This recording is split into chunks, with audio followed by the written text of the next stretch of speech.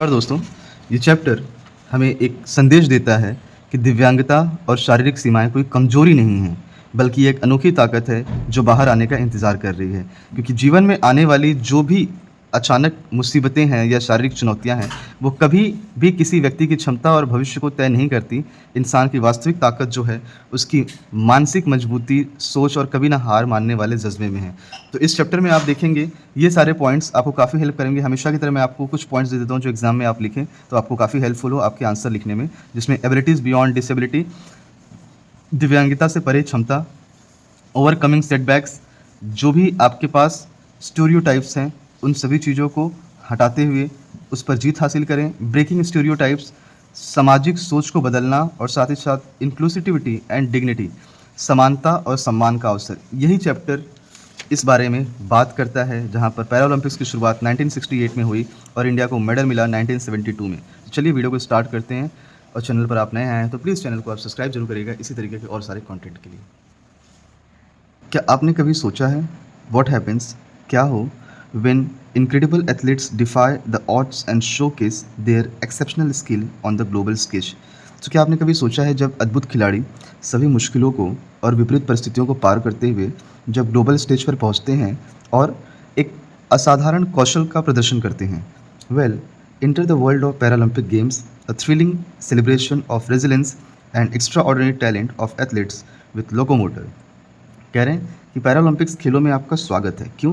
क्योंकि ये एक इस प्रकार का गेम है जहाँ पर लोकोमोटर, हड्डी और मांसपेशी, द वर्ड इज लोकोमोटर, कह रहे हैं कि हड्डी और मांसपेशी संबंधी and after that sensory and intellectual disabilities और बौद्धिक दिव्यांगता वाले खिलाड़ियों के लचीलेपन के संघर्ष और क्षमता और असाधारण प्रतिभा का एक रोमांचक उत्सव है।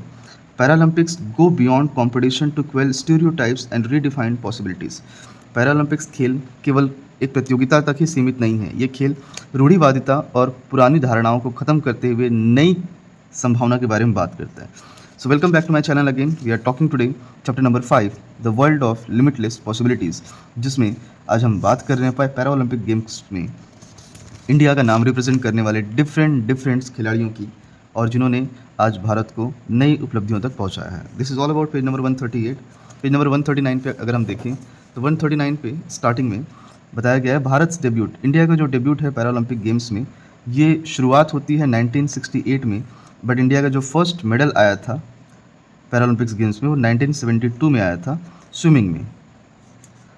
That's a kind of a GK question कि इंडिया ने कब पार्टिसिपेट किया था और कब इंडिया को मेडल मिला था, और उसके बाद से आज तक many Indian Paralympian have brought incredible honour to our country, और उसके बाद से बहुत सारे खिलाड़ियों ने हमारे देश का नाम रोशन किया है। One such Paralympian doctor Deepa Malik, और उन्हीं में से एक ऐसी पैरालंपियन खिलाड़ी हैं जिनका नाम है डॉक्टर दीपा मलिक, जिन्हें खेल रत्न अवार्ड, अर्जुना अवार्ड और पद्मश्री अवार्ड जैसे पुरस्कार मिल चुके हैं, और has left an indelible mark on innumerable aspiring athletes, और वे अनगिनत नए खिलाड़ियों के दिलों पर कभी न मिटने वाली एक अमिट छाप छोड़ जाती हैं। तो सवाल जो है वो इंटरव्यू एंड जवाब जो है वो डॉक्टर मलिक के थ्रू दिया जाता है। तो ये पूरा का पूरा चैप्टर एक इंटरव्यू टाइप का चैप्टर है। सवाल पूछा जा रहा है इंटरव्यूअर: नमस्ते ma'am, it is my privilege to have this opportunity to meet a famous personality in the world of Paralympics such as you. नमस्ते मैम, पैरालंपिक्स की दुनिया में आप जैसी प्रसिद्ध हस्ती से मिलने का अवसर पाना मेरे लिए बड़ी सौभाग्य की बात है। तो डॉक्टर मलिक कहती हैं, नमस्ते, यकीन मानिए मैं भी बहुत सम्मानित महसूस कर रही हूँ आपसे बात करके। इंटरव्यूअर फिर सवाल पूछता है, आपको यू हैव विश्व की 10 सबसे अधिक प्रतिभाशाली पैरालंपिक्स खिलाड़ियों में एक शामिल किया गया है, तो आप इस मुकाम पर जहाँ पहुँची हैं वहाँ पर पहुँचने के लिए जिस तरीके की कठिनाइयों का आपने सामना किया है उसके बारे में आप कुछ बताइए। तो डॉक्टर मलिक कहती हैं कि उस वक्त मेरी उम्र मात्र 29 वर्ष की थी, 29 की, जब मुझे एक भयानक ट्रेजेडी का सामना करना पड़ा। मुझे पता चला कि मुझे स्पाइन ट्यूमर है और अब मुझे सर्जरी करवानी पड़ेगी। तो मैंने सर्जरी करवाई, लेकिन सर्जरी करवाने के बाद डॉक्टर्स ने ये डिक्लेयर किया कि अब मुझे पूरी की पूरी ज़िंदगी व्हील चेयर पर ही बिताना होगा, क्योंकि कमर के नीचे का हिस्सा पूरी तरीके से पैरालाइज हो चुका है। तो मेरे पास सिर्फ 2 चॉइसेस थी, या तो मैं दुख हो जाऊँ, दुखी फील करूँ और पछतावे में अपनी पूरी ज़िंदगी बर्बाद करके मैं व्हील चेयर पर ही रहूँ या तो मैं इसे असीम संभावनाओं की दुनिया में मैं बदल दूँ। और मैंने क्या किया, मुझे स्पोर्ट्स पसंद था। I love sports and had swimmer too. मुझे स्पोर्ट्स पसंद था और मुझे स्विमिंग भी काफ़ी अच्छी तरीके से आती थी। So I decided to switch para athletes. तो मैंने पैरा एथलीट्स में कदम रखने का फ़ैसला किया और इसी तरीके से मेरी पैरालंपिक यात्रा की शुरुआत हुई। My breakthrough moment game in 2016 Rio Paralympic Games when I secured the silver medal in the shot put event। और मेरे जीवन का सबसे बड़ा जो सफलता का क्षण था वो 2016 के पैरा ओलंपिक्स रियो में आया था, जब मैंने शॉट पुट गोला फेंक में क्या किया, सिल्वर मेडल हासिल किया। और उसके बाद से मैंने पीछे मुड़कर कभी नहीं देखा। मुझे लगा और मुझे आज भी ये फ़ील होता है, ये लगता है कि वह क्षण मेरी व्यक्तिगत जीत का था, समाज के दृष्टिकोण को बदलने का था और एक कदम आगे की तरफ जाने का था। क्यों? क्योंकि मुझे ऐसा लगा कि अगर मैं समाज को चेंज कर सकूँ तो ये मेरे लिए बहुत बड़ी बात होगी। फिर इंटरव्यूअर नेक्स्ट सवाल पूछते हैं कि आप एक ट्रेल ब्लेज़र हैं। ट्रेल ब्लेज़र नई राह दिखाने वाली हैं।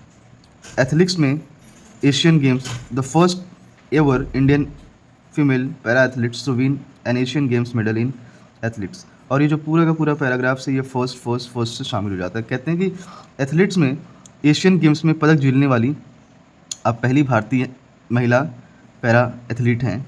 आप किसी भी तरीके के खेल में भारत की पहली महिला एथलीट हैं और पैरालंपिक विजेता भी हैं। और इसके साथ ही साथ ये जो लिस्ट है फर्स्ट की, ये बहुत लंबी है। आपको कई प्रतिष्ठित अवार्ड भी मिले हुए हैं। आपके लिए ये सारे अवार्ड्स का क्या मतलब है? डॉक्टर मलिक कहती हैं कि मुझे जो सारे अवार्ड मिले हैं और मुझे जो सारी एक्colades, जो सारी सराहनाएँ बरसाई गई हैं, उनका मैं दिल से शुक्रिया अदा करती हूँ। लेकिन ये सारे जो अचीवमेंट्स, ये सारी जो उपलब्धियाँ हैं, ये इस बात का प्रमाण है कि शारीरिक सीमाएँ, फिजिकल लिमिटलेस जो शारीरिक सीमाएँ हैं, ये किसी व्यक्ति की क्षमता या योग्यता तय नहीं करती। और आगे वो बताती हैं, आई एम प्रोपोनेंट। प्रोपोनेंट मतलब यहाँ पे बताया जा रहा है कि मैं दिव्यांगता की से परे क्षमता की विचारधारा की समर्थक हूँ। A person who speaks in a support of particular idea और एक्शन। कि मैं दिव्यांगता से परे क्षमता की विचारधारा की समर्थक हूँ। तो इंटरव्यूअर इस चीज़ को सुनते ही कहती है, दैट्स इनक्रेडिबल। ये तो बहुत अच्छी बात है। और क्या आप अपनी इस यात्रा में आई उस चुनौतियों को और आपने उनसे कैसे पार पाया, इसके बारे में आप कुछ बता सकती हैं? जिस तरीके की प्रॉब्लम्स, चुनौतियों का आपने सामना किया, वो क्या थी? डॉक्टर मलिक कहती हैं, one of the significant challenges for me was societal perception.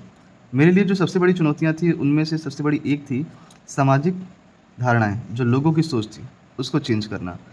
क्योंकि मेरे आसपास के जितने सारे जो लोग थे, वो मेरी क्षमता को बहुत कम आंकते थे। उनको लगता था कि मैं कुछ कर ही नहीं पाऊँगी। Overcoming this required not only physical strength but also mental resistance.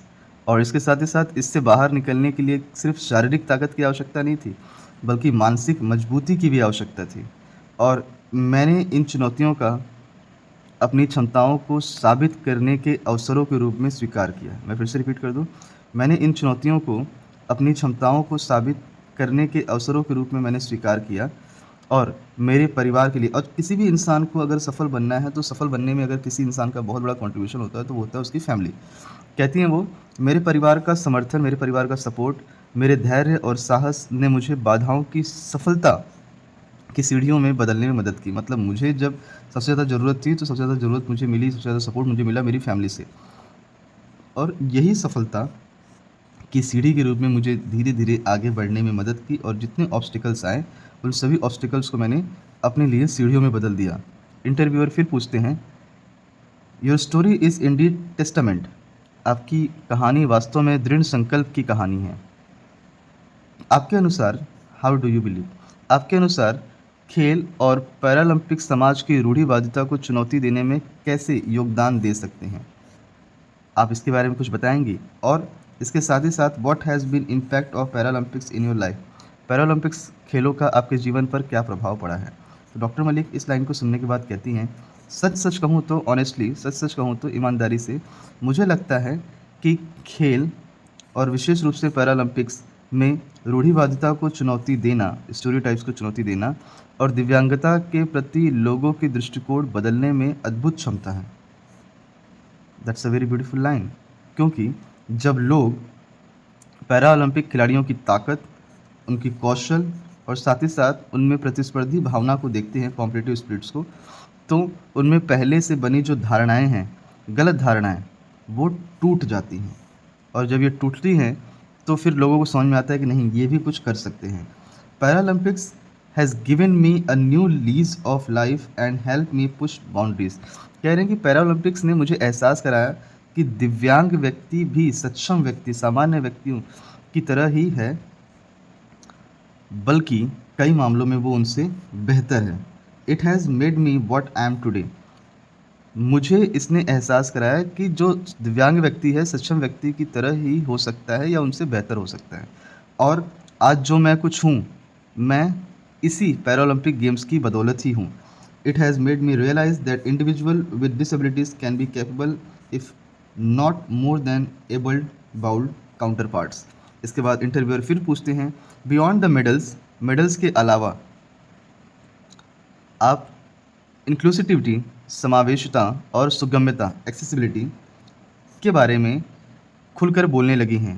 दिव्यांगजनों के अधिकारों और समावेशिता की वकालत जब आप कर रही हैं, तो उस वकालत करने में आप अपनी भूमिका को कैसे देखती हैं ओवरऑल, कि अब आप जो दिव्यांग लोग हैं उनके बारे में आप बात करने लगी हैं, तो आप ये बताइए कि उन लोगों के बारे में जब आप बात कर रही हैं, तो उनकी भूमिका पैरालंपिक्स में आप किस तरीके से देखती हैं।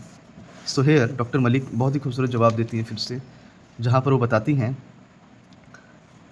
Advocacy is integral to my mission. वकालत करना या आवाज़ उठाना मेरे जीवन का एक अनिवार्य हिस्सा रहा है, एक मिशन रहा है। क्यों? मेरा ऐसा मानना है कि मैं दिव्यांग व्यक्तियों के मानसिक और भावनात्मक स्वास्थ्य को मजबूत करने और साथ ही साथ जो बाहरी खेलों व साहसिक गतिविधियों में, इन गतिविधियों के माध्यम से महिलाओं को सशक्त बनाने में विश्वास रखती हूँ। ट्रूली डिटरमाइंड हूँ मैं। और वो ऐसा क्यों बोल रही हैं? क्योंकि मुझे ऐसा लगता है कि मैं हमेशा उन निचले सामाजिक आर्थिक वर्ग के लोगों का भी समर्थन करना चाहती हूँ और पैरालंपिक्स को खेल के उपकरण प्रदान करना चाहती हूँ। यहाँ पर आप देखेंगे एक लाइन वो कहती हैं, आई बिलीव, मेरा मानना है कि youth is the voice of tomorrow. आज का युवा ही आने वाले कल की आवाज़ है। So we organize disability sports awareness and advocacy seasons at varied school and colleges. तो हमें विभिन्न टाइप के स्कूल कॉलेज में दिव्यांग खेल जागरूकता और वकालत सत्र को आयोजित करना है, क्योंकि मेरा उद्देश्य है, my goal is to contribute to create a society, एक ऐसे समाज का निर्माण करना जहाँ पर हर एक को उसकी क्षमता की परवाह किए बिना सम्मान के साथ देखा जाए, ट्रीटेड विद डिग्निटी, सम्मान के साथ देखा जाए और सफल होने का अवसर दिया जाए। ये बड़ी खूबसूरत लाइन जब वो यहाँ बताती हैं, तो इंटरव्यूअर इस चीज़ को देखने के बाद उनसे कहता है, लास्टली, अंत में, उन दिव्यांग व्यक्तियों, what advice do you have for individual facing challenges or setbacks, especially those with disabilities who aspire to achieve their goals? उन व्यक्तियों के लिए या उन दिव्यांगजनों के लिए आपकी क्या सलाह है जो जीवन में चुनौतियों का और असफलताओं का सामना कर रहे हैं और अपने लक्ष्यों को प्राप्त करना चाहते हैं। तो डॉक्टर मलिक इस चीज़ को सुनने के बाद कहती हैं कि I would say every setbacks as opportunity to prove your strength.